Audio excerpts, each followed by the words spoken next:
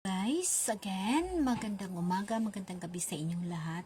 Balik na naman tayo sa pag-share ng mga dapat natin paghahandaan sa pagdating ng ating mahal na Diyos sa kanyang pangalawang pagdating. Kung kayo ay naniniwala at kayo ay nakakilala sa Diyos, dapat natin paghahandaan dahil ang usaping ito na pagbabalik na ating na mahal na Diyos ay napakahalaga para sa ating buhay na walang hanggan.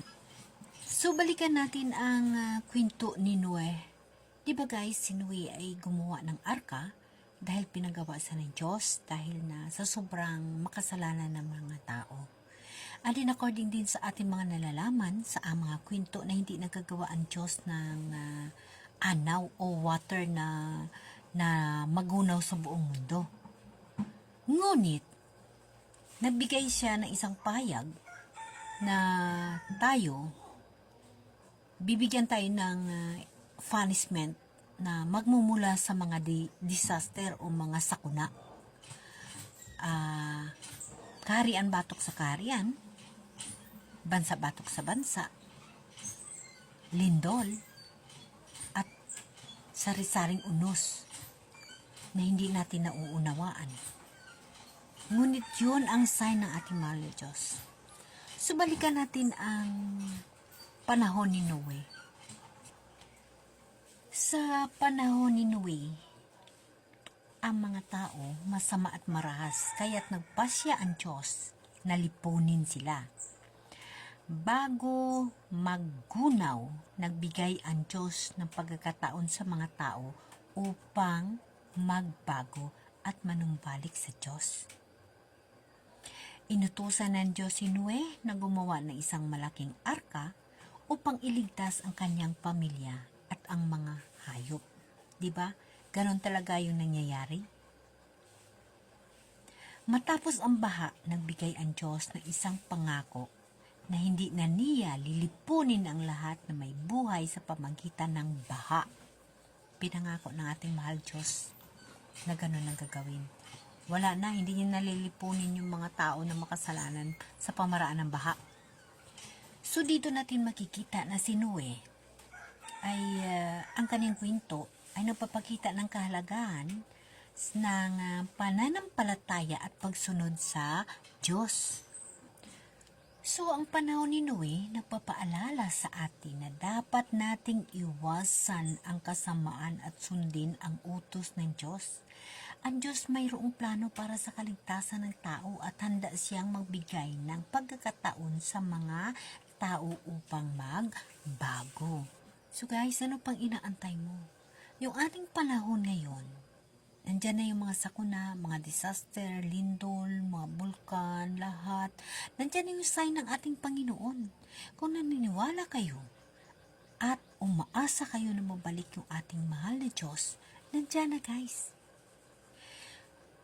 Napakalalim ang tinatawag na usapin sa pagbalik ng Diyos.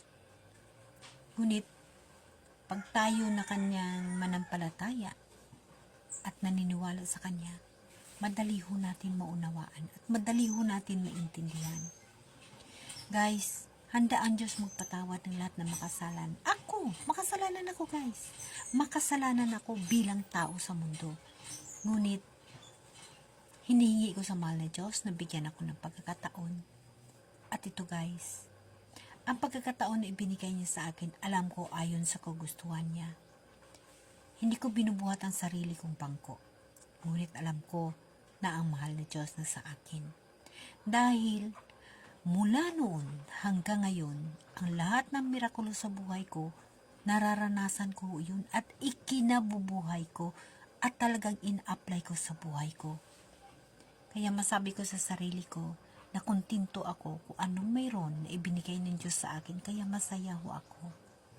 Isa lang ho, ang masasabi ko sa sarili ko, walang sama ng loob, walang inggit, walang galit sa puso ko. Kahit ano pa man na nangyari sa buhay ko, lahat ng mga pangyayari, never akong nagagalit sa puso ko dahil alam ko, ang Diyos nandyan, tinutulungan ako ng Diyos. So guys, ang usaping pagbabalik ng Diyos sa ikalawang pagkakataon, napakahalaga ho na dapat natin pag-aaralan at dapat natin tuklasin para sa kaligtasan natin. Para ho ito sa ating buhay na walang hanggan.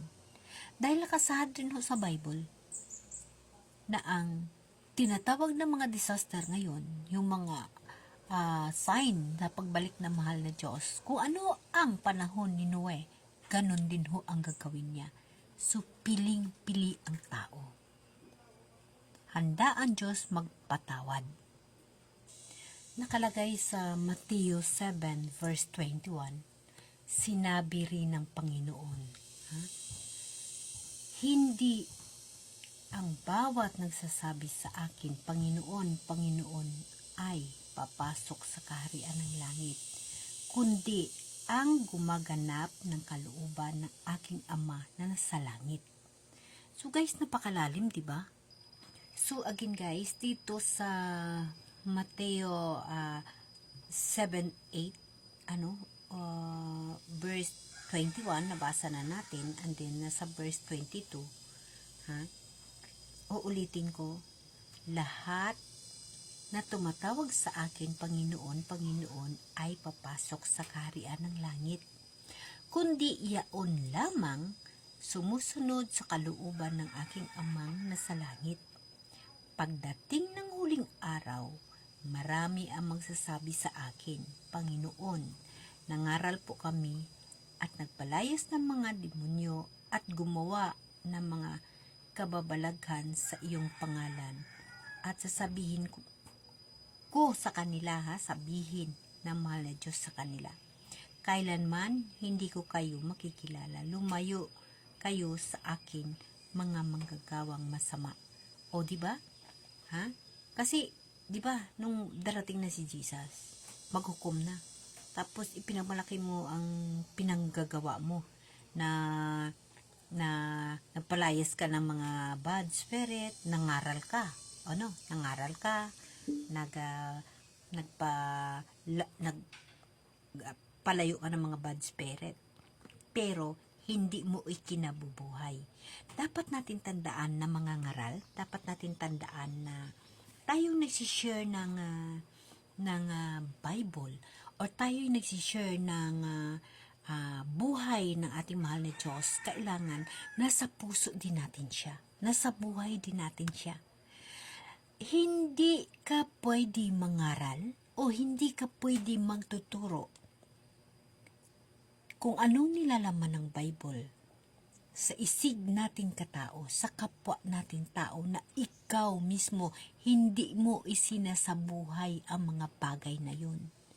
Ang puso at isip mo may mga pagkakamali, gumagawa ka ng mali, nagmumura ka, nagagalit ka, or what, na hindi ka aya-aya sa ating Panginoon.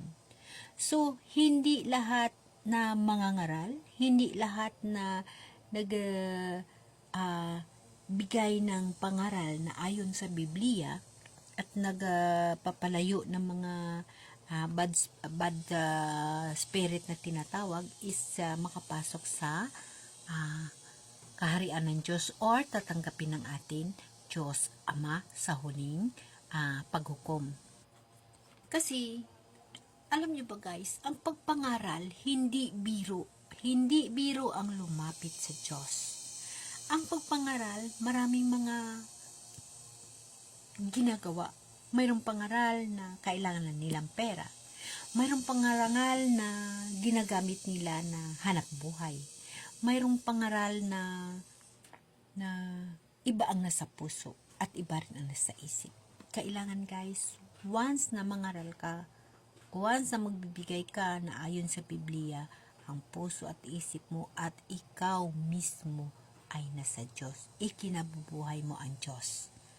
Yun lagi natin tatandaan guys. Hindi lahat ng mga ngaral, hindi lahat na nagbibigay ng pulong ng Diyos ay papasok sa bahay ng Diyos or pupunta sa kay God or isasama ni God sa kaharian sa pangalawang buhay.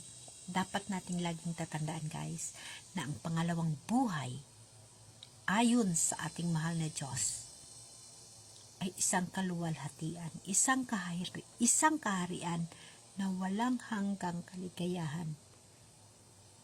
Sana guys, huwag natin ipawalang bahala ang ikalawang pagbalik ng ating mahal na Diyos. Itong usapin ay napaka-importante para sa ating kaluluwa.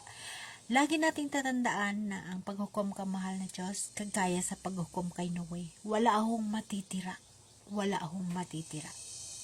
Hindi man idaan ng mahal na Diyos sa anaw, ngunit sa mga sign na nangyayari sa atin, gera, pagputok ng bulkan, yun ang kanyang sign na siya ay babalik na.